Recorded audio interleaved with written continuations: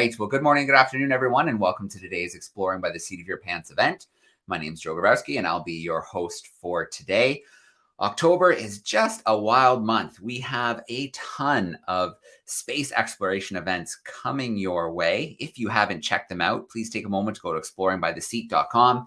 You can find all the events and where you can register for your classroom to join in live in camera spots or via YouTube. But there's so much other great stuff jam-packed into October. Virtual field trips, hanging out with scientists, explorers, and conservationists. And some of you may already know this, but October 8th is World Octopus Day. And that is a day that we definitely want to celebrate. So to get ready for that, we've got a pretty special virtual field trip in store for everybody joining us today. We're going to connect with Warren Carlisle. He's the mastermind behind Octonation, working to inspire wonder of the ocean by educating the world about octopuses, not octopi, octopuses. They work with scientists, educators, and artists to make a global impact, and they are making an impact with over 800,000 members. They are the world's largest octopus fan club. So I'm going to bring Warren in live with us right now. Hey, Warren. Hey, Joe, what's going on? Good to see you. Yeah, great to see you today. You and the whole community must be pretty excited this month. Yes, we're so excited. October is Octopus Month. We're excited about World Octopus Day, but we find out how to celebrate every single day of the month at Octonation. And so we're looking forward to celebrating with you today at Aquarium of the Pacific, where we're going to meet Grindy, who's a 17-pound giant Pacific octopus. So super excited to bring you this event with Aquarium of the Pacific. All right, excellent. Well, I'm going to tuck myself away. I'm going to bring in, I can see backstage already. It's looking pretty cool. I'm going to bring the aquarium in. Here we go. Hi, everyone. Hi, Warren. Hi, what's going on? Oh, we're just holding hands with an octopus. What are you doing? Oh, nice. Everybody say hi to Grindy. Yes, everybody does.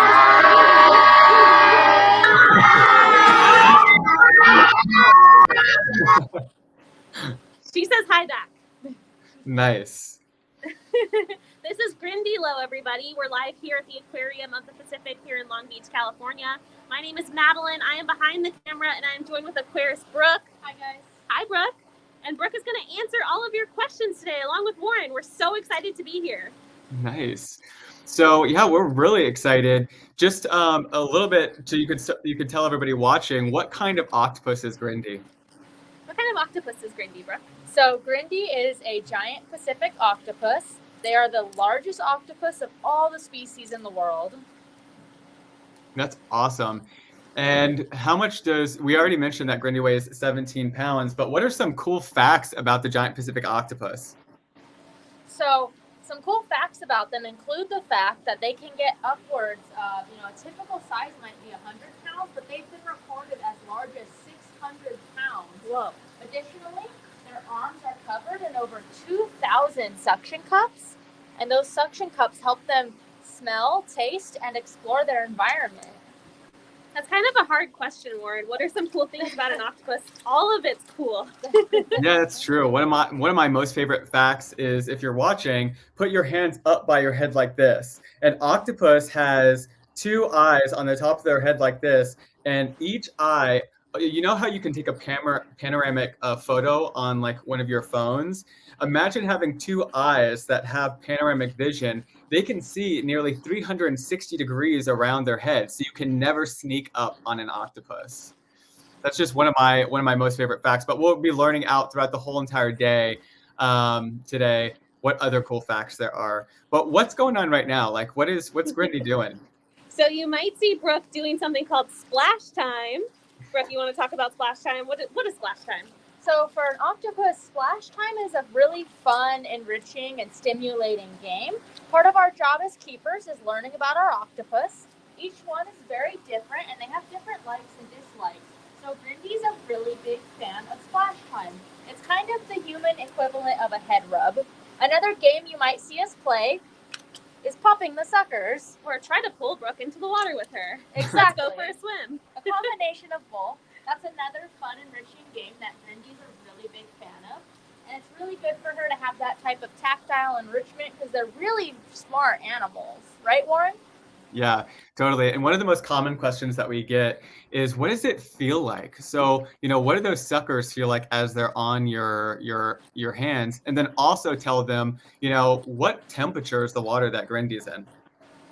So speaking of temperature, Grindy is cold, as is the water. It's a frigid 47 degrees.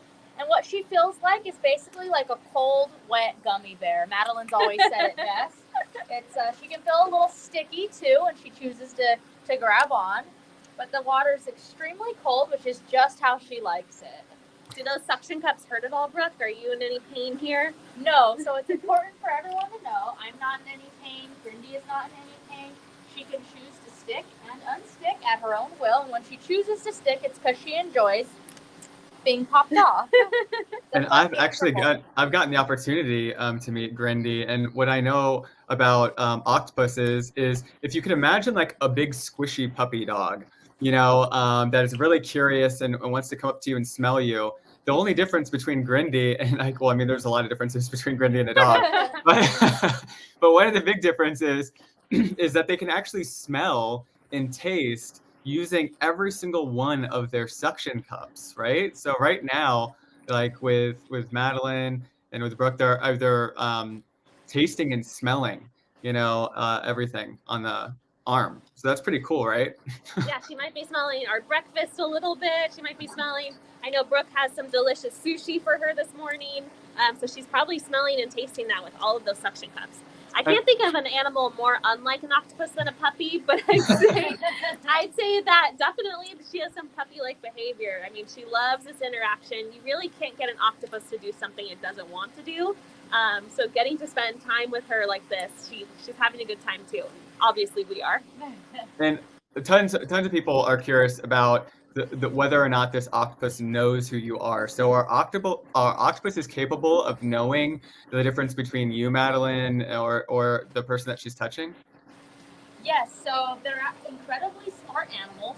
Not only can they tell us apart by our taste and smell via their suction cups, but also their eyesight. You were talking a bit about their sight earlier, but they also have a lot of structures that are very similar to our own.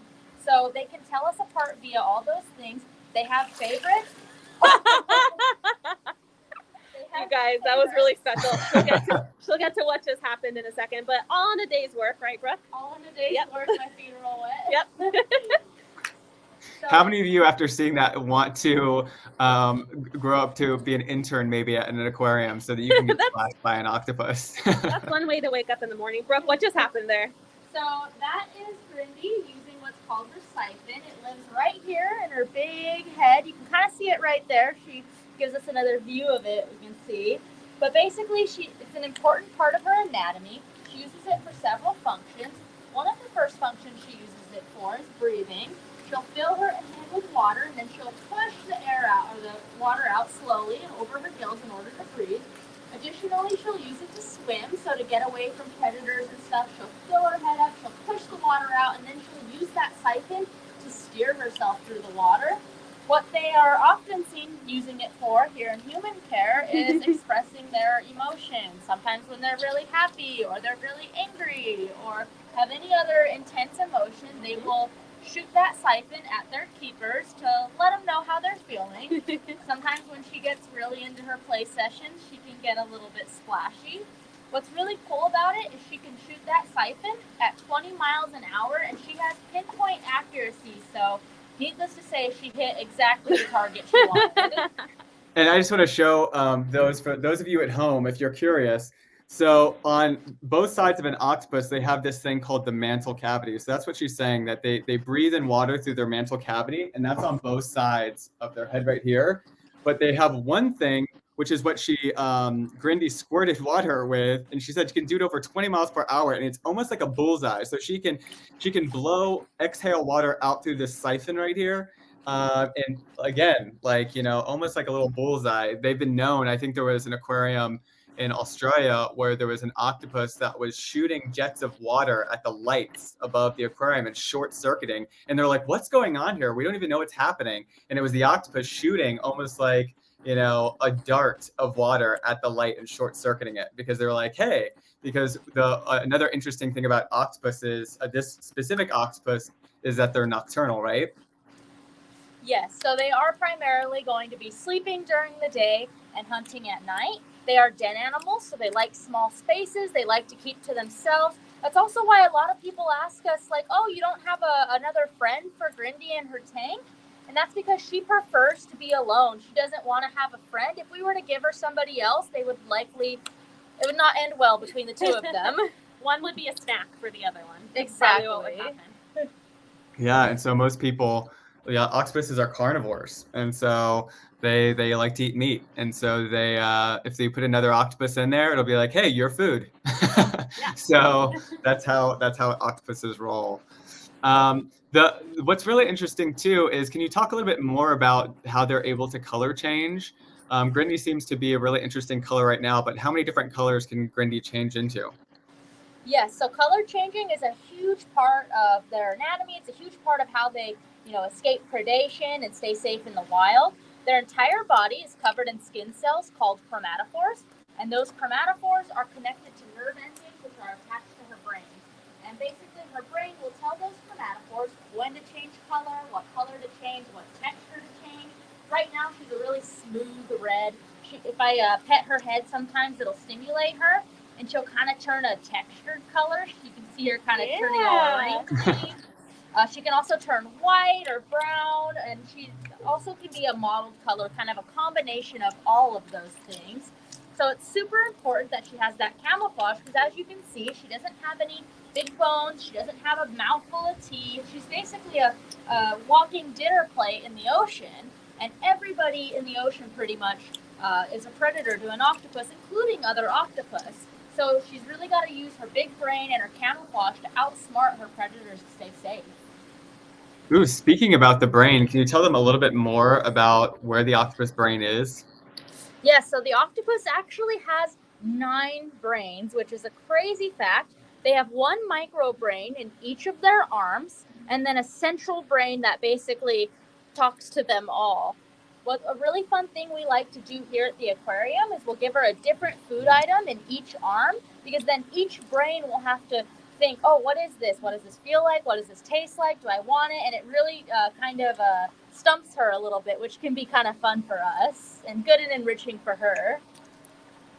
God, she's so beautiful. And we're about to pop in some classrooms and have them ask some questions. But did we also want to do a Kahoot quiz too? I think with that, Joe? Yeah, we can make that happen. Absolutely. Looks like Grindy's having a great time. A little interaction. Very cool. Okay, well, let's queue up the Kahoot. So if you are tuning in with us, there are different ways that you can join. First of all, you need to go to kahoot.it.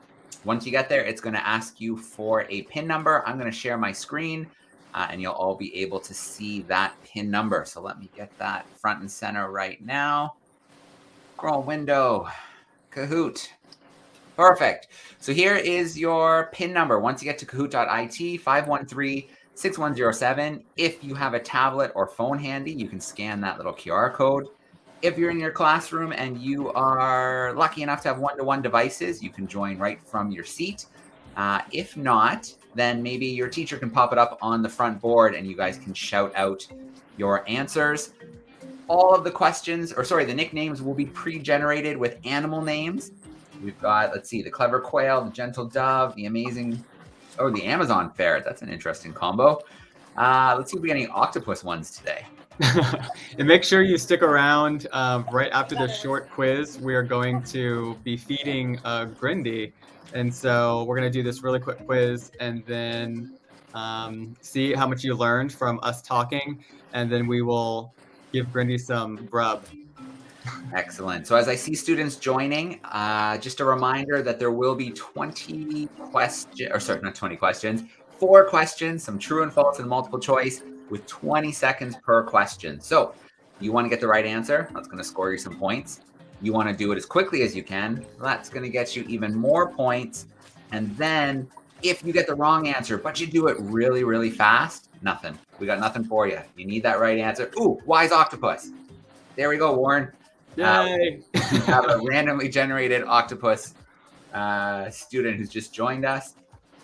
We've got about 70 students in so far, but lots more still popping up on the screen. So I'm maybe going to give it another 20 seconds or so, and then we will kick things off with our 4 questions and see who is going to come up on top of that podium, 1, 2, and 3, as we prepare for World Octopus Day. Is Grindy joining in? Can Grindy join in on this quiz? I think Grindy's that wise octopus. Yes. She hacked into an iPad somewhere. They're that smart, you guys. One of Grindy's other arms is currently on an iPad taking this Kahoot quiz. All right.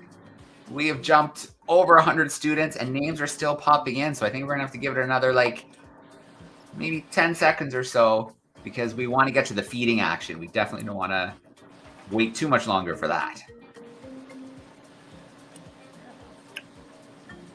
Okay, I think we're ready. So let's get the quiz started. We've got lots of students, which is always fun.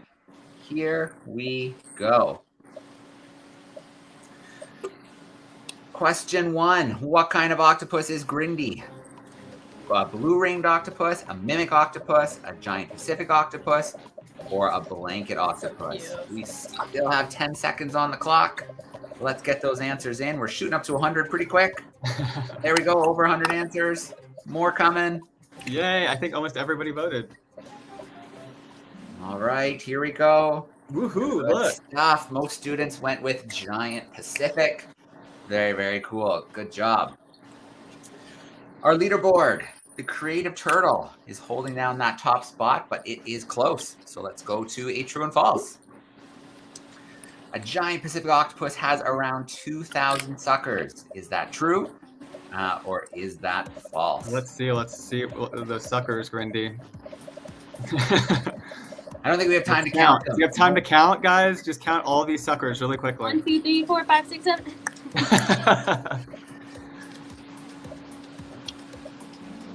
All right. Couldn't fool most of our crew. They went with true. That's nice. Absolutely amazing and really cool to see and hear them kind of grabbing onto and releasing from the arm today. Very cool. And if you want to get really specific, almost every arm for a Giant Pacific has around 240 suckers on them. Wow. Awesome. Okay.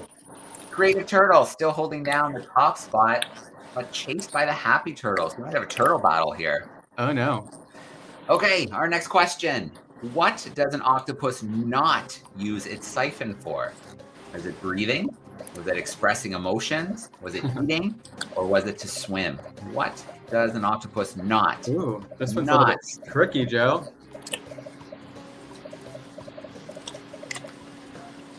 In the background, you can hear Grindy's suckers. I do. Yeah, I we have some ASMR happening. Yeah, you have back here. Octopus ASMR in the background.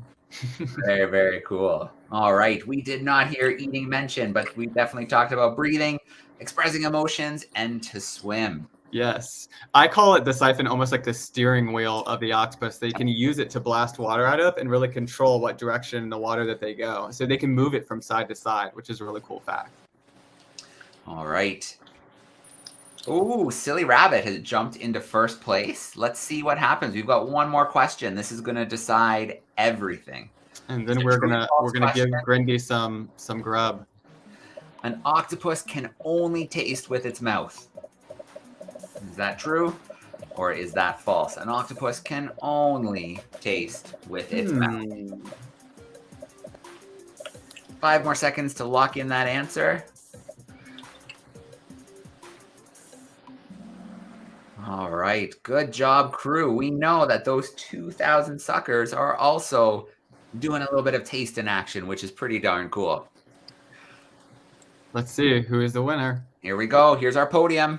Third place, the Cheerful Dove. Second place, the Happy Turtle. And holding down that top spot, the Silly Rabbit coming in and holding it at the end. Very cool. Good job. Great job, you guys. We are back to the Grindy cam. All right, let me kill my screen share and let's get that feeding going. That sounds awesome. Brooke, you think she's ready for some snacks? I think she's ready. Well, let's do it. Get my hands. Woo. Yeah, once you're free. Right over here. Yeah. So what is she eating today? So today she's getting a total variety. She's going to be getting some herring, some shrimp, some capelin, some squid, mussel, crab claws, you name it. Something really cool that you'll notice about a lot of her food is that a lot of it comes in hard shells, like the crab claws and the mussels. And this is because Brindy, instead of having a mouth or teeth, she actually has a beak like a bird. So she'll use that beak to go ahead and puncture or to pry open hard-shelled items like those. Yeah, if you didn't think they were weird enough, they have blue blood, they're very squishy, and they have a beak like a bird. Like I said, very non-puppy-like. And actually, what this stuffed animal has a beak. So if you're wondering where the beak is, it's where all their arms meet with one another. Then you have that beak right there in the center. Right in the center. That's She's kind of right. hiding it, but it's right in there. She's shy with her beak today. And they actually have kind of like lips too, because you don't actually see their beak like this. It's not really exposed. They have it behind if you want to get super sciencey, a buccal mass, but we call them octopus lips. So another quick fact. I love it. I wonder how many of the people watching would eat any of this food. It looks pretty delicious. Here at the aquarium, we serve our animals restaurant quality, sustainable seafood. So if you go to a seafood restaurant, this is pretty similar to what you'd be eating. Pretty yummy, I think. Cool.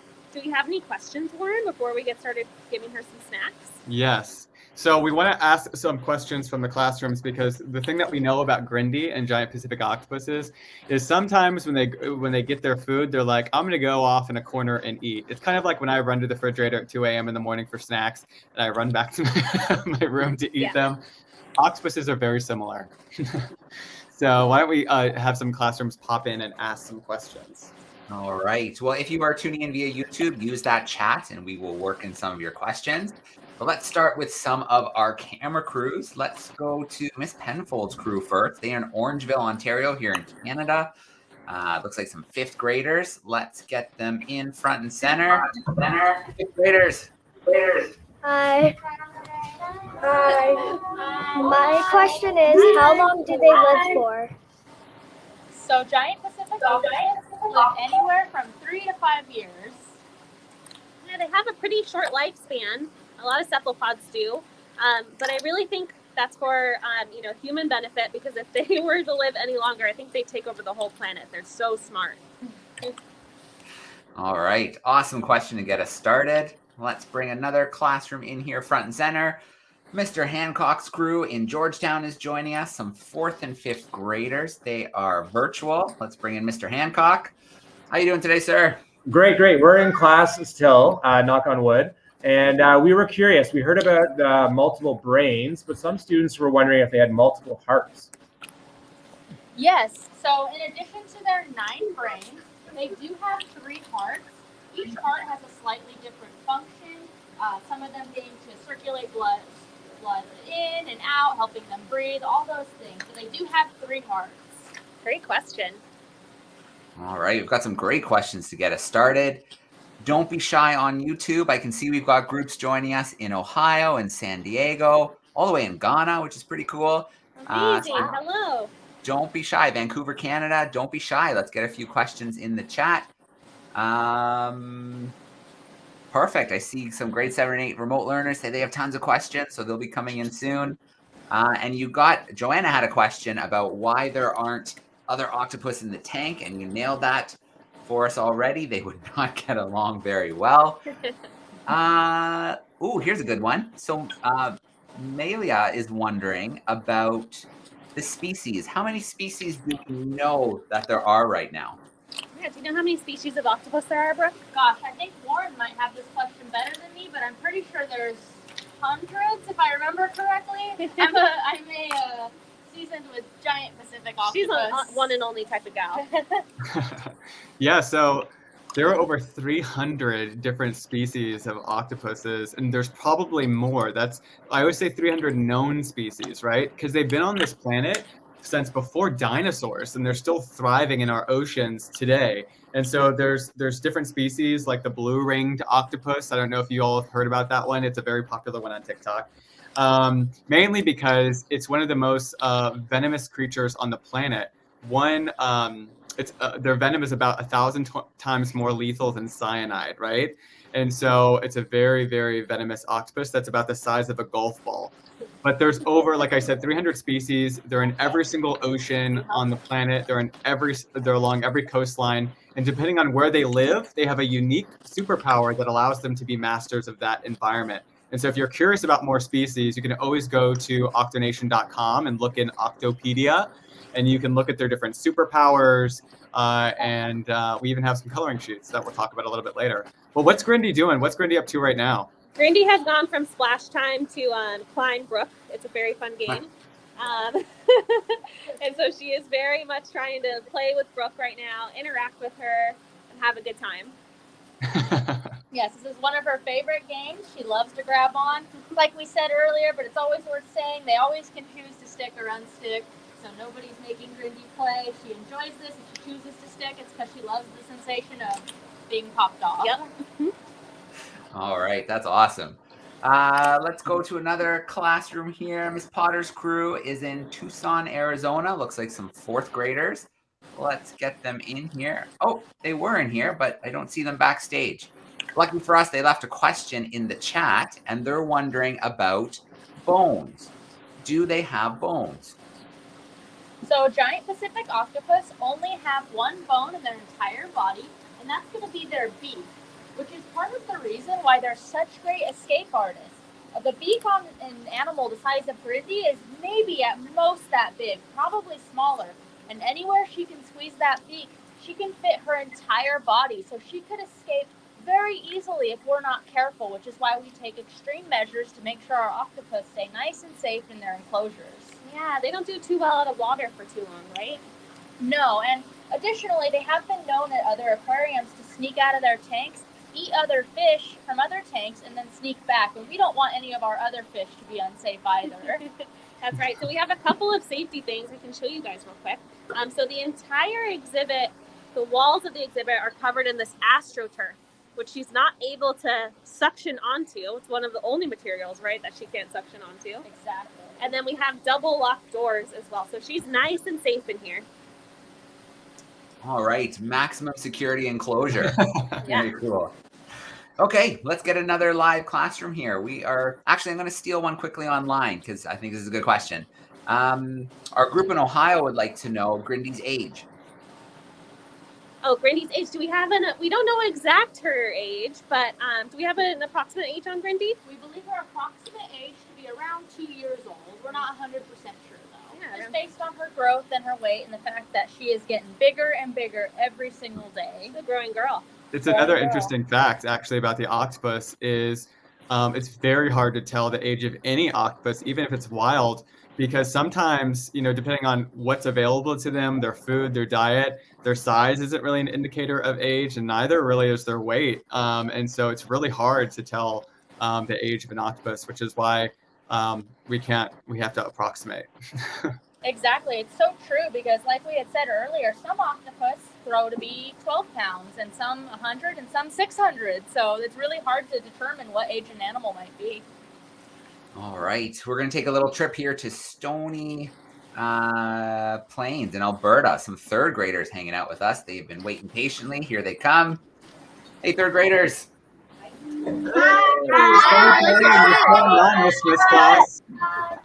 All right, Titus.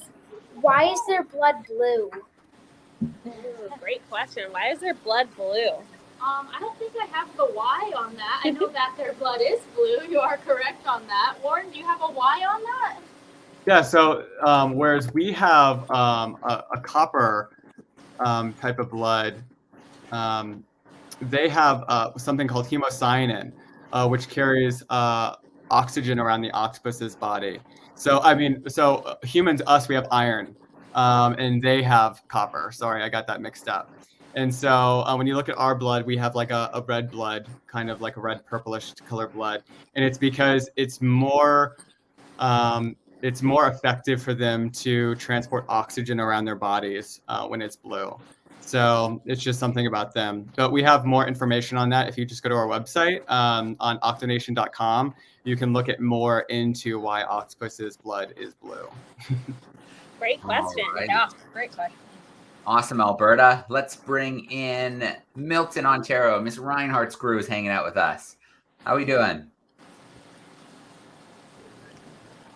Unmuted. Oh, we're going back and forth. I don't think it wants to stay unmuted. Oh, no, we lost it again. There. Oh, there we go. Are glow squids real? Can you repeat that question?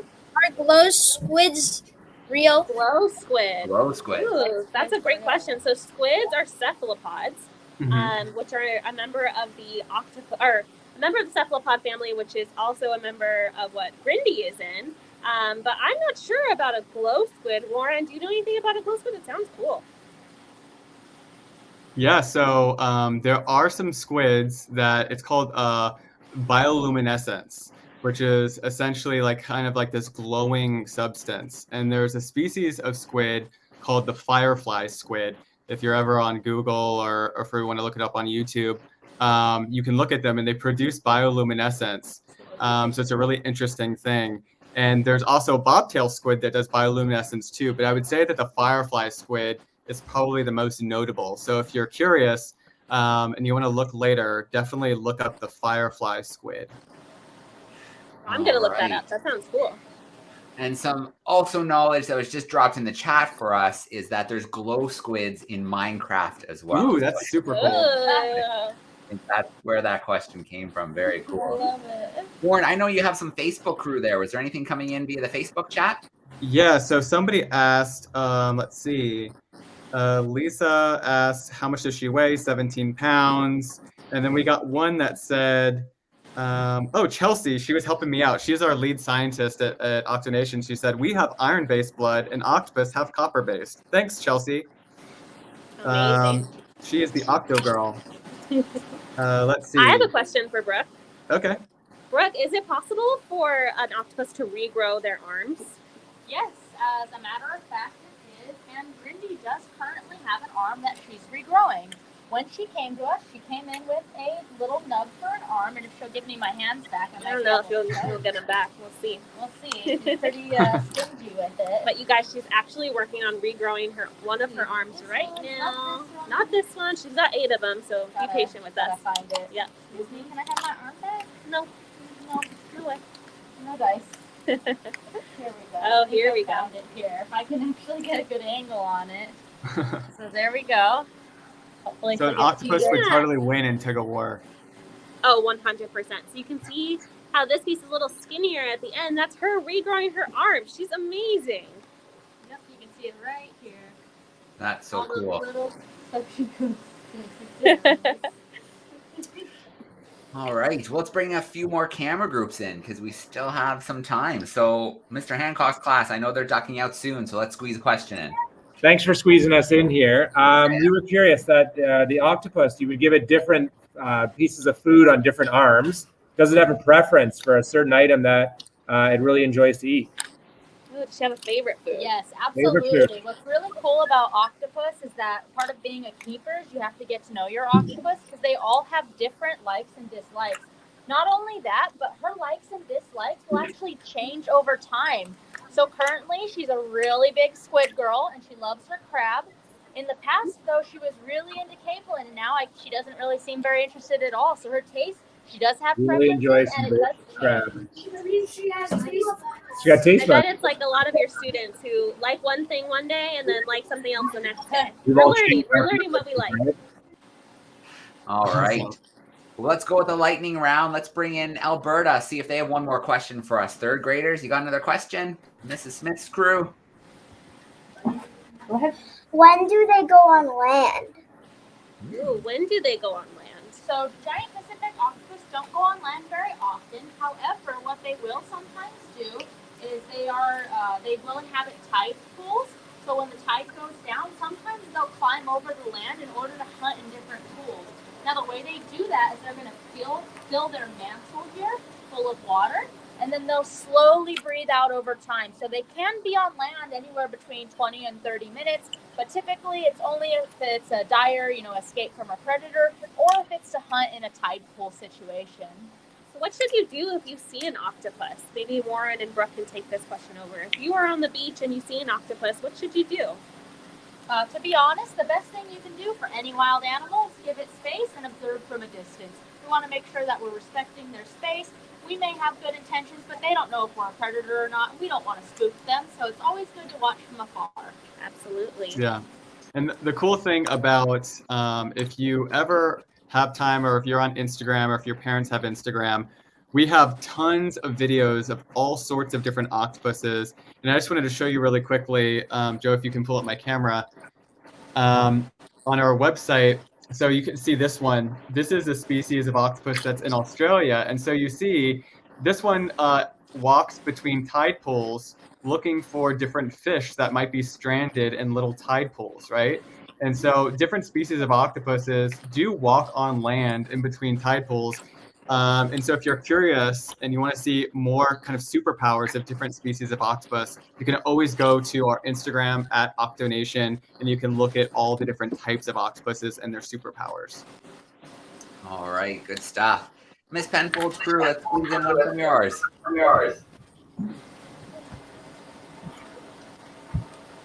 How do they hunt in the wild? Good one. That's a great question. How do they hunt in the wild? In the wild, they'll use a variety of things. Obviously, their camouflage is really huge when they're hunting. But another big tool that they use that doesn't get, as much praise as their camouflage is going to be their webbing. So if you see here between the arms, you've got this soft, squishy tissue. This is called webbing. And what they'll do is they'll throw their whole body over a series of rocks or a series of corals, and they'll basically create like a giant tent so that any of the fish or crabs or any animals that are living in those rocks, when they try to escape, will get caught in their webbing and eventually grabbed by their suction cups. So another really cool thing about their hunting is they do sometimes have symbiotic relationships with other animals. So every now and then they'll pair up with a larger fish and they'll go hunting together. And if the fish escapes the octopus, the larger fish will eat it. And if the fish is scared of the larger fish, the octopus will get it. So they'll kind of work together to hunt, which is a really cool part because they are solitary animals, but occasionally they will work with other fish for the greater good. Yeah, very cool. And we had one of our Dr. Chelsea Bennis. She actually helped edit an article because there was research done where octopuses actually punch at fish with using their arms. So sometimes if a fish is like picking at their suckers or trying to get the food that's under their webbing, they'll take their arm and just punch at them. So sometimes the relationship is symbiotic. Sometimes it's a little bit more, hey, this is my food. You can take whatever you can get. And what's very funny about that is we actually see somewhat of that here at the aquarium. Every now and then she'll be working on her food and the starfish will come over and we'll actually see her push them away and tell them to go away. She's eating and this is hers. So we see a small scale of that here as well. That's so awesome. Cool. We'll take a final question from Mrs. Reinhardt's crew. And then maybe we'll see some feeding action before we wrap up. That'll be cool. I want to do the boat next. Oh, maybe. Is there another question there? Yeah, here comes someone. So how big is or was the largest giant Pacific octopus that ever lived? Ooh, Warren, do you know how big the largest one on record? Yes, we always talk about this one. There was one. It's a legendary one. The one that was close to 600 pounds. You'll see it on National Geographic. You'll see it on a lot of different sites. But we've talked to a lot of scientists, and they say why that's an outlier. That the majority of them probably get around maybe like if you're looking at on the bigger size, around maybe like 100-ish pounds. But typically in the wild, you'll see them where they'll, like I've heard from a lot of underwater photographers, around like 50, 60 pounds. But yeah, that legendary one that everybody talks about was around 600 pounds. I can't imagine what that would look like. Just because if you look at Grindy, she looks gigantic and she's only 17 pounds. Could you imagine one that's like so much bigger than that? I couldn't. I don't So think yeah, I'd be able to play with her.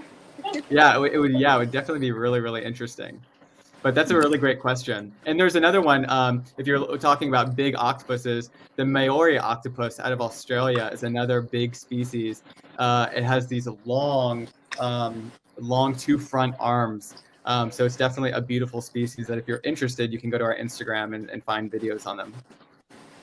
All right, very cool. Well, so many questions. What great questions from our camera classes. Amazing questions coming in. There was actually a good question that came in on our Facebook, on Octonation's Facebook, which was, do they dream? Ooh, does an octopus dream? So I think there's still a lot of science to be done on their sleeping and their dreaming. I do believe that they do think that they dream, but Warren might know a little more about that than me, because I do know it's all relatively new science. Yeah, it's all relatively new. We think it's fun. The idea that an octopus, because they can't communicate at all, like vocally, and so they use their skin as a way to communicate. And they're thinking that when they're in REM sleep, that as if, like, I don't know, for those of you who have a dog, and it falls asleep, you know how it kicks its arms in its sleep, like it's having a dream, like it's chasing something. Well, the octopus flashes colors, as if maybe it were hunting for a crab out in the wild. So it'll go through all of these patternings. It's really, really fun to watch. If you like Google like octopus dreaming, maybe they can pull up a video for you, and so you can see it kind of go through all these different colorways. But I think it's fun, the idea that an octopus, because they do sleep around the same time that humans do, around like 8 or so hours. So, well, I mean, I don't get 8 hours of sleep, but they should get, around that much sleep. But yeah, so there's just a lot of talk. And so it's definitely a good, fun video to go look at after this stream. Yeah. Very cool. We actually have a fun toy to wrap up on if you guys are ready to check that Yeah. out. So we were talking about earlier how, octopuses in the wild have to hunt for every single piece of food that they eat. And here at the aquarium, it's really important for us to provide enrichment, which is a way to keep our octopus entertained and thinking and using their big brains. So we have this really fun little boat toy that Brooke just filled up with all of that delicious sushi, all of that delicious food that we saw earlier. And what Grindy is going to do is take that boat and then do what with it, Brooke? So she'll have to figure out how to solve it. It has a puzzle opening, so she'll need to figure out how to solve it. And then a lot of the food inside has hard shells, and it's shelled, and she'll have to, strip the food of that and work through that. So this will probably keep her busy for a couple hours, which is great, because she would be spending a couple hours, at least every day in the wild foraging. We want her to display those natural foraging behaviors. Absolutely. So Grindy isn't the most food-motivated octopus. As you can see, we've been giving her little treats this entire time, and she's just been tucking them underneath her arms and in her mouth and just kind of hanging on to them. So she might not take the boat right away, but later on today, she might take it. And if you come and visit our aquarium here in Long Beach, California, and you see a little boat floating around in here, you'll know a secret. You'll know a secret about the Aquarium of the Pacific. Oh, it's on the move. Look at that arm. There she goes. Oh, she got some siphon action. She's getting excited. Yes, like we said earlier, Grindy's more play motivated than she is food motivated, so sometimes she doesn't take it, but it looks like today's the day. There goes the boat. And does she eat the boat, Brooke? No, so she's definitely smart enough to know that the plastic is not part of her meal. She'll go ahead and remove the puzzle, solve it, and then she'll just discard the boat for me to clean up later. It's kind of like a big shell to her. Exactly. Cool, that was amazing. So cool. Yeah, what I think is really cool too is that their suckers, people always ask, like, how precise are their suckers? And I always say, imagine your thumb and your pointer finger, essentially. Imagine like having hundreds of those near your beak. They can really manipulate, and they've been even smart enough to where they've seen them open up pill bottles and like research, so they're smart enough to be able to do that, right? And so, that's harder. That's like childproof for a lot of kids, where an octopus can easily do it. So, just really interesting things to think about as you can see the boat underneath that webbing. All that, all those suckers are moving around and getting those latches off of the top of the boat and going to eat the food. Yeah, it'd probably be very hard to make something octopus proof Yes. to get into. Cool, that was so much fun. I wonder how many students are interested in working with octopuses now that they watch this live stream. Yes, raise your hand if you are interested in working with octopuses later on. Raise your hand if you want to go see Grindy in person at the Aquarium in California. It'd be a good vacation for everyone to go to. It's a beautiful, beautiful aquarium. Can you talk a little bit more about all the other animals at that aquarium? Yeah, we have 12,000 animals at our nonprofit aquarium, and we have a big focus on conservation and education efforts. So in addition to Grindy, gorgeous Grindy here, we also have sea otters, sea lions, sharks, more octopuses. What do we have? Lots of fish, of course. We have a lot of animals, like I said, over 12,000. We have jellyfish, sea stars, you name it, we likely have it. We mostly feature animals that are found in the Pacific Ocean. So come visit if you guys are local to Southern California, or if you're planning on visiting. Awesome. Thank you all so much for joining in. Yeah. So Warren, I'm glad you're bringing that up now. Let me put this full screen. So this is World Octopus Day is October 8th. Get it? 8 or 10/8.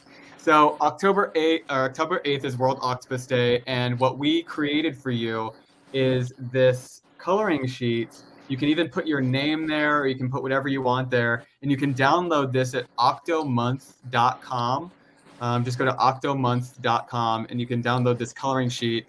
It'd be great for you to do if your teachers can print it out. Maybe you can put it on your refrigerator at home.